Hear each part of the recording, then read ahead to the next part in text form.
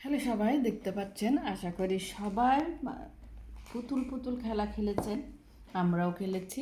তো এখনকার বাচ্চারা তো এগুলো দেখেই না। এখানে আমি একটা ছোট্ট খেলনার পালং নিয়েছি। এরকম অনেক কিছু জিনিস আমি কিনেছি আহিয়ানের জন্য।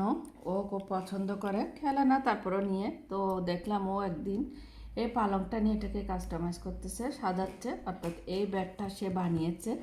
তো এটা একটা কার্ডবোর্ডের মধ্যে পেপার লাগিয়ে ড্রয়িং করে, দেখতে পাচ্ছেন খুব সুন্দর হয়েছে।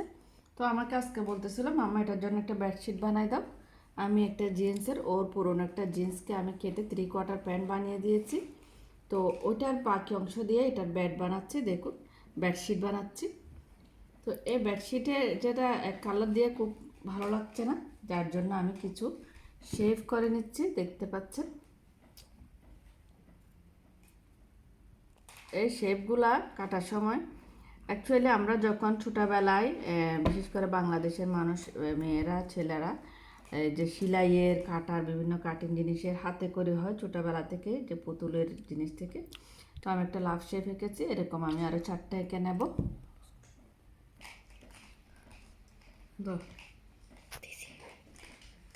তো দেখুন কেমন লাগছে জানাবেন। এটা আমি এই B6000 গ্লো দিয়ে লাগিয়ে দিয়েছি।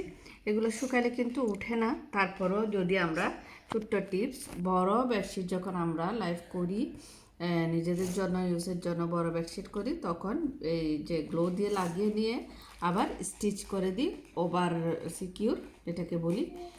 সো জানাবেন এটাতে আরও কিছু বড় যদি বেডশিট হতো, এখানে আরও কিছু কাজ করা যেত। তো এখন এটা ছোটো বেডশিট, সেজন্য আমি আর কিছুই করলাম না। এটুকুতে আহিয়ান বলতেছে তার এটুকুতে ভালো লাগতেছে, সেজন্য। তো দেখুন এটা কেমন লাগছে অবশ্যই জানাবেন, আর আইডিয়াটা কেমন সেটা জানাতে ভুলবেন না। ভালো থাকবেন, পাশে থাকবেন।